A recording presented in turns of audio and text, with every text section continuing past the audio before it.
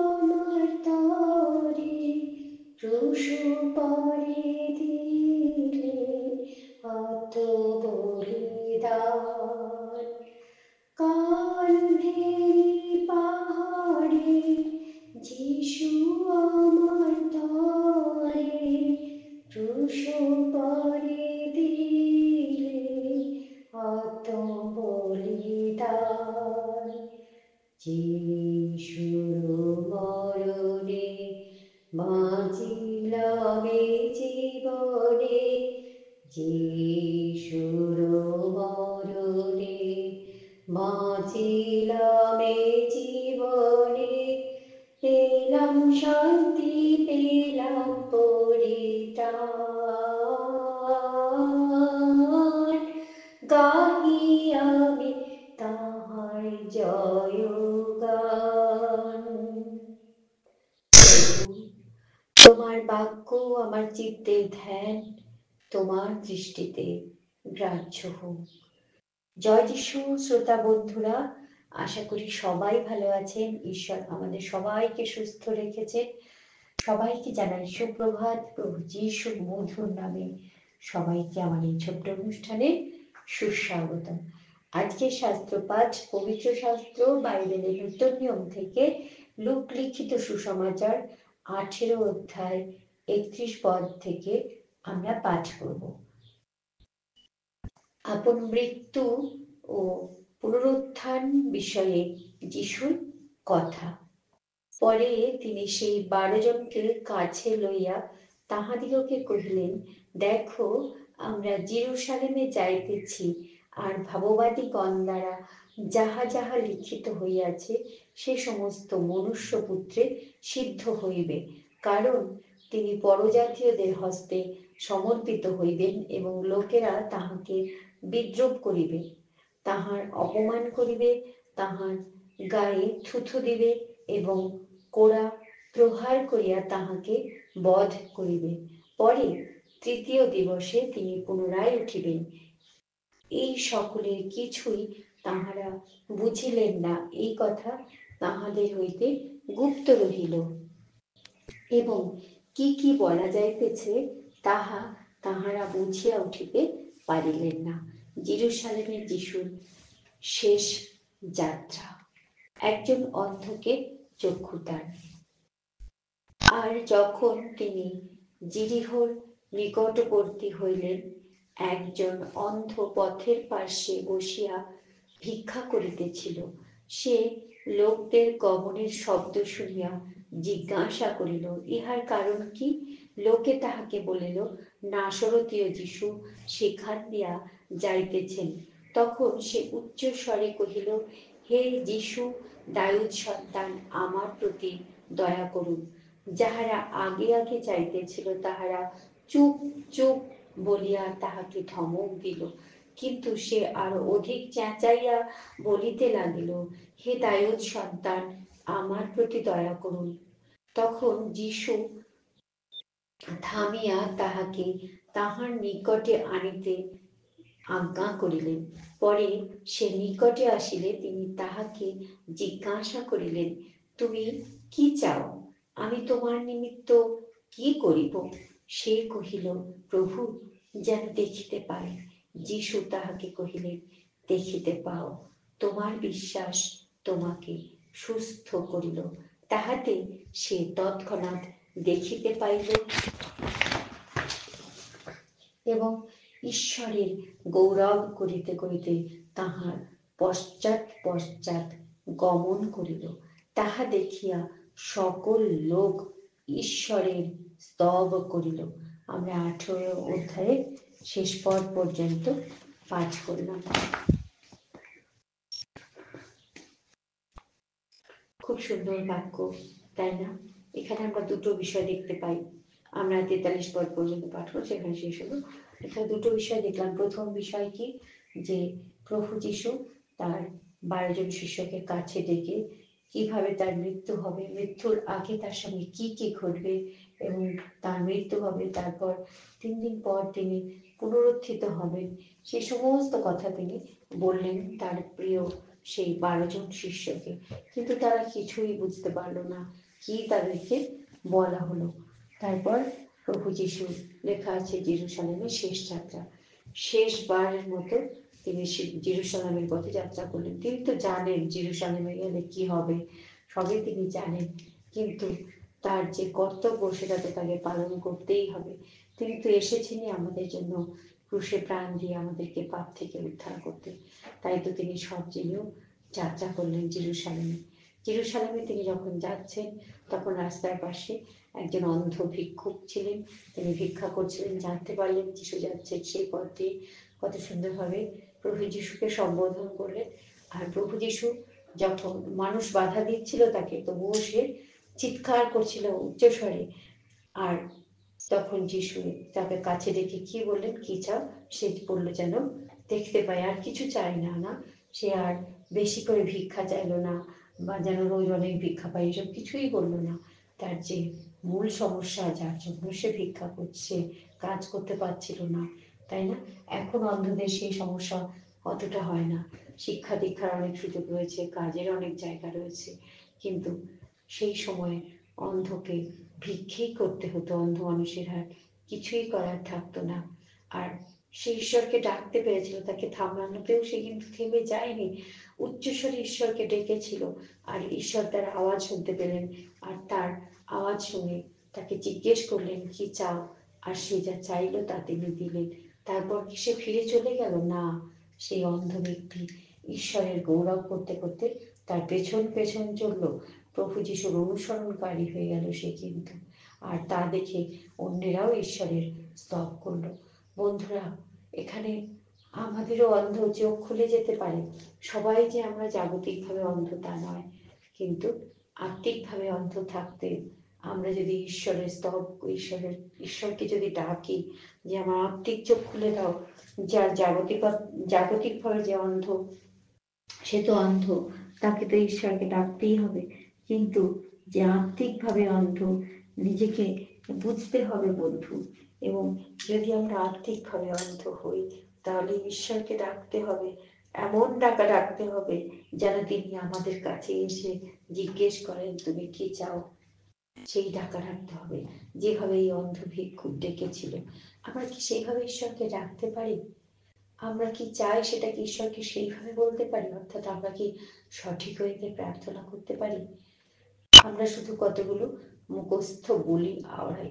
যখন আমরা প্রার্থনা করি, কোথায় প্রার্থনা করছি, স্থান কাল পাত্র বিচার করে প্রার্থনা করতে থাকি, কিন্তু আমরা কি কখনো ব্যক্তিগত প্রার্থনা করেছি? ঈশ্বরকে অন্তর দিয়ে ডেকেছি, তবেই তো তিনি আমার চাওয়াকে পূরণ করবেন, তাই না? সে অন্ধ ভিক্ষুককে অনেক বাধা পেতে হয়েছিল, কিন্তু সে কিন্তু থামেনি, ভয় পায়নি, আওয়াজ থামায়নি।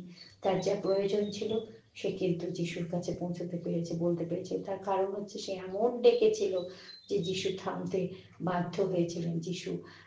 যিশুর পেছনে কিন্তু হাজার হাজার লোক ছুটতো না, এক দুজন থাকতো না, কিন্তু তাদের প্রত্যেকের আওয়াজ ভেদ করে তার আওয়াজ যিশুর কাছে পৌঁছেছিল।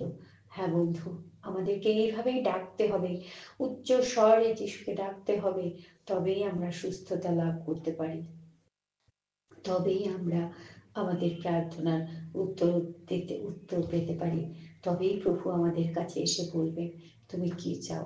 আর যখন সেই চাওয়াটাকে জানাতে পারবো, তখন প্রভু আমাদেরকে সুস্থতা দান করবেন। তো আর বন্ধুরা, আমাদেরকে নিজেদেরকে সেইভাবে প্রস্তুত করতে হবে, ভয় পেলে চলবে না, সংশয় মনে থাকলে চলবে না যে পাবো কি পাবো না, কিংবা কেউ শুনে ফেলবে এটা ভাবলেও চলবে না। আমাদেরকে অন্তর দিয়ে ঈশ্বরকে ডাকতে হবে, তবেই ঈশ্বর আমাদের আওয়াজ শুনবেন, আমাদের প্রার্থনার উত্তর দেবেন। আর তারপর আমাদেরকে কি করতে হবে বন্ধুরা? ঈশ্বরের স্তব করতে হবে, এমন উত্তর দেবেন যে আশ্চর্য কাজ দেখে আমরা নিজেরা তো ঈশ্বরের স্তব করবই, সেই সঙ্গে অন্যেরাও ঈশ্বরের স্তব করবে। আজকে এই আমরা পাঠে দেখতে পাই যে সেই অন্ধ ভিক্ষুক ঈশ্বরের অনুসরণ করতে করতে তার পিছু নিলেন, হ্যাঁ, তার পেছনে চলতে লাগলেন, এবং তাকে দেখে অন্যরাও কিন্তু ঈশ্বরের স্তব করলো। শেষ লাইনটা আমরা দেখি, শেষ লাইনে লেখা আছে তাহা দেখিয়া সকল লোক ঈশ্বরের স্তব করিল। যে হাজার হাজার লোক ঈশ্বরের পিছনে ছুটছিলেন, স্বয়ং প্রভু যীশু যিনি 100% মানুষ হয়ে আমাদের সঙ্গে মিলেমিশেছিলেন, যিনি 100% ঈশ্বর, তখন সবাই কিন্তু ঈশ্বরের স্তব করতে লাগলো। এখানে কিন্তু লেখা নেই যিশুর স্তব করতে লাগলো, মানে তারা সেই মুহূর্তে কিন্তু বুঝতে পারলো যে তিনি স্বয়ং ঈশ্বর। এরকম অনেক উদাহরণ মানুষ সেই সময় পেত, সবসময় ওই ক্ষণিকের জন্য, তারপর আবার ভুলে যেত, আবার যিশুর পেছনে লাগতো, যিশুকে বধ করার চেষ্টা করতো, কিভাবে যিশুকে শেষ করে দেওয়া যায়, এসব প্ল্যান করতে করতে একদিন তারা সত্যি সত্যি তাকে ক্রুশে দিল।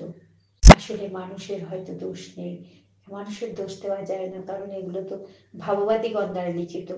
যিশু বলছেন না, ওপরে আমরা শুনলাম, ভাববাদীগণ দ্বারা যা কিছু লেখা আছে তাই বলবে। কিন্তু শিষ্যরা তখনও তাদের চোখ খোলেনি। আমার মনে হয় সেই অন্ধ ব্যক্তির চোখ খোলার সাথে সাথে তাদেরও চোখ খুলে গেল। তখন তারা, তবুও তো তারা সম্পূর্ণভাবে বুঝতে পারলো না, না পিতরও তাকে অস্বীকার করেছিল। কত মানে শিষ্যেরা সবাই তাকে ছেড়ে গিয়েছিল, শুধু সেই শিষ্য যোহন, যিনি ক্রুশতলায় যিশুর কাছে ছিলেন, কিন্তু তিনি কিন্তু চলে যাননি। তার মানে যোহন বুঝেছিলেন প্রভুর মাহাত্ম্য, প্রভু কে তাকে প্রকৃত ভালোবাসে। তখন তিনি দেখলেন যে সেই যৌবন কিন্তু তাকে প্রকৃত ভালোবাসত, সে তো ছেড়ে চলে যায়নি, ক্রুশতলায় ছিল। তাই তো যিশু তারই হাতে তার মাকে দিয়ে গেছেন দায়িত্ব, তাই না?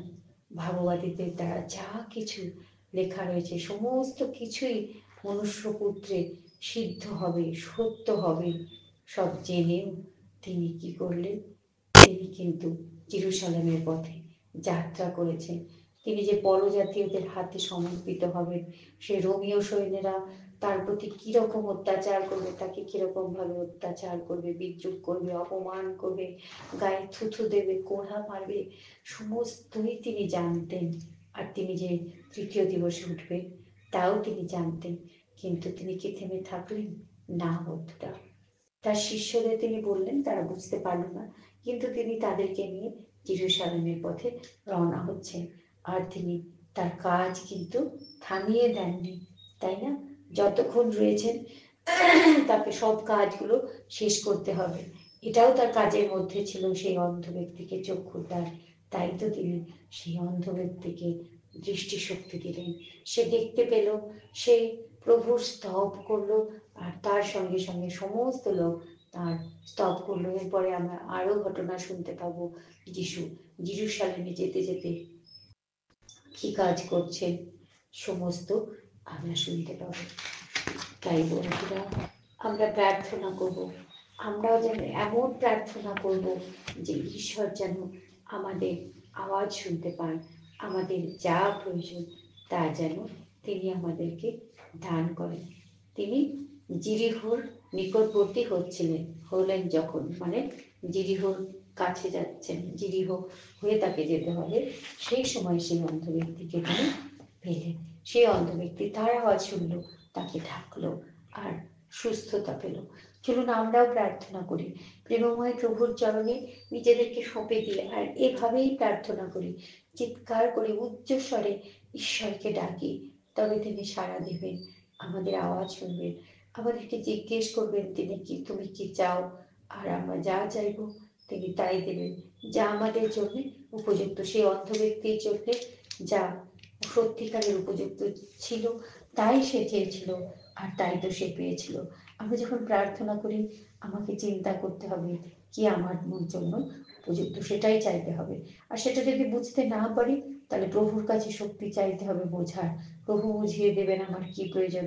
আর তিনি যখন তা দেন, তখন আমরা যেন প্রভুকে ছেড়ে দিয়ে চলে না যাই, প্রভুকে ত্যাগ না করি, বরং প্রভুর গৌরব করি, তার পশ্চাৎ ধাবন করি, তার পশ্চাৎ অনুসরণ করে তার স্তব করি, যেন এমন আমরা সুস্থতা পাই, যেন আমাদের আচরণ এরকম হয় যে আমাকে দেখে অন্য লোকেও ঈশ্বরের স্তব করতে পারে, অর্থাৎ যিশুর সৌন্দর্য যেন আমার মধ্যে দেখা যায়। চলুন আমরা প্রার্থনা করি যেন আমাদের জীবনেও এরকম আশ্চর্য কাজ হয়, যেন আমরা প্রভুর গৌরব করতে পারি। আসুন আমরা প্রার্থনা করি। ধন্যবাদ, ধন্যবাদ, ধন্যবাদ পিতা ঈশ্বর, পুত্র ঈশ্বর, পবিত্র আত্মা ঈশ্বর, তোমাকে ভক্তিপূর্ণ প্রণাম, শ্রদ্ধাপূর্ণ ভালোবাসা জানাই দয়াময়। তুমি নিজের কথা বলেছ, কিন্তু আমরা বুঝতে পারিনি, কারণ আমাদের জ্ঞান চক্ষু খোলা নেই প্রভু, আমরা আত্মিকভাবে অন্ধ। তাই তোমার কাছে এই সময় প্রার্থনা করি প্রভু, প্রভু জাগতিক কিংবা আত্মিকভাবে আমরা যারা অন্ধ রয়েছি প্রভু, আমাদের চোখ খুলে দাও, আমরা যারা তোমাকে বুঝতে পারি, তোমাকে চিনতে পারি, হৃদয়ে স্থান দিতে পারি প্রভু। তুমি বারবার আমাদের জন্য ক্রুশে বলি হয়ে থাকো।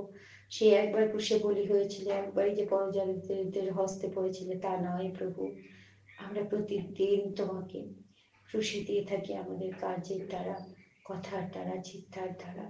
তুমি ক্ষমা করো প্রভু, তোমাকে বোঝার শক্তি, তোমাকে উপলব্ধি করার শক্তি তুমি দাও প্রভু। আমাদের জীবনকে তুমি পবিত্র করো, সূচি করো পিতু। প্রভু আমরা যেন সম্পূর্ণভাবে নিজেদেরকে সূচি করতে পারি তোমার সেই পবিত্র রক্ত বিন্দু দ্বারা। তুমি আমাদেরকে সূচি করে দাও, তোমার সত্য আমাদেরকে উপলব্ধি করতে শিখাও প্রভু। তুমি যে সাধারণ মানুষ নাও, তুমি যে স্বয়ং ঈশ্বর এসেছিলে শুধু আমাদের এই পাপের জন্য ধরাতলে প্রভু, যেন আমরা পাপ থেকে মুক্তি পাই। হে উত্তম বেশ শাবক, উত্তম বেশ বালক, তুমি বলি হয়েছে আমার পাপের জন্য প্রভু, তা যেন উপলব্ধি করতে পারি, আর তোমাকে হৃদয়ে স্থান দিয়ে যেন আমার মলিন হৃদয়কে সূচি করতে পারি প্রভু। হে পবিত্রতা ঈশ্বর, তুমি লিড করো প্রভু, দ্বিতীয় আগমনের জন্য প্রস্তুত করো আমাদেরকে পিতা, যেন আমরা প্রভুর দ্বিতীয় আগমনের জন্য নিজেদেরকে প্রস্তুত করতে পারি। আজ থেকে, মুহূর্ত থেকে তোমাকে যেন ডাকতে পারি, যেন তোমার পদাঙ্ক অনুসরণ করি প্রভু, শুধু তোমারই পশ্চাৎ চলতে পারি, অন্যের পশ্চাৎ না যাই প্রভু, যেন শুধু তোমার স্তবস্তুতি করতে পারি এমন মানুষ তৈরি করো আমাদেরকে প্রভু, যেন আমাদেরকে দেখে অন্য লোকেরাও তোমার স্তব করতে পারে। যেমন এই অন্ধ ব্যক্তির সুস্থতা দেখে, তার স্তব করা দেখে অন্য মানুষরাও তোমার স্তব করেছিল, তুমি এই অন্ধ ব্যক্তির দ্বারাও গৌরব নিয়েছিলে প্রভু। তুমি আমাদের দ্বারা তোমার গৌরব নাও প্রভু। হে গৌরব রক্ষণে উদ্যোগী ঈশ্বর, তুমি আমাদের দ্বারা স্তব নাও, প্রশংসা নাও, স্তুতি নাও প্রভু। তোমার বিনা আর কোনো নাম যেন আমাদের মুখে কখনো শোনা না যায় প্রভু, কারণ তোমার বিনা এই পৃথিবীতে আর কোনো নাম নাই যে নামে আমরা মুক্তি পেতে পারি। ও পিতা, যতজন এই অনুষ্ঠান শুনবেন সবাইকে তুমি আশীর্বাদ করো, সবার প্রয়োজন অনুযায়ী তুমি কৃপা করো, এটাই অনুরোধ করি। আর যা কিছু অন্যায় করেছি সমস্ত কিছুর জন্য ক্ষমা চাই প্রভু। সমস্ত কার্য, বাক্য, চিন্তার ভার তোমার উপরে দিয়ে এই ছোট্ট প্রার্থনা ধন্যবাদ সহকারে মৃত্যুঞ্জয় প্রভু যিশু, মৃত্যুঞ্জয় প্রভু যিশু তোমার চরণে রাখি, দয়া করে শ্রবণ ও গ্রাহ্য করো। Amen, amen, amen. হে আমাদের স্বর্গস্থ পিতা, তোমার নাম পবিত্র বলিয়া মান্য হোক, তোমার রাজ্য আসুক, তোমার ইচ্ছা সিদ্ধ হোক, যেমন স্বর্গে তেমনি পৃথিবীতেও হোক।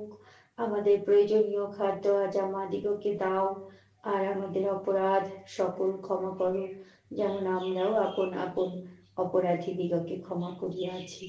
আর আমাদিগকে পরীক্ষাতে আনিও না, কিন্তু মন্দ হইতে রক্ষা করো, কারণ রাজ্য, পরাক্রম ও মহিমা যুগেই যুগে তোমারই নামে হোক। আমেন। জয় যিশু, প্রেজ দ্য লর্ড, জয় মাসি কি। শ্রোতা বন্ধুরা সবাই খুব ভালো থাকবেন, ঈশ্বর সবাইকে আশীর্বাদ করুন, প্রত্যেকের প্রয়োজন অনুযায়ী কৃপা করুন। এই শুভকামনার সাথে আমার অনুষ্ঠান শেষ করছি। ধন্যবাদ।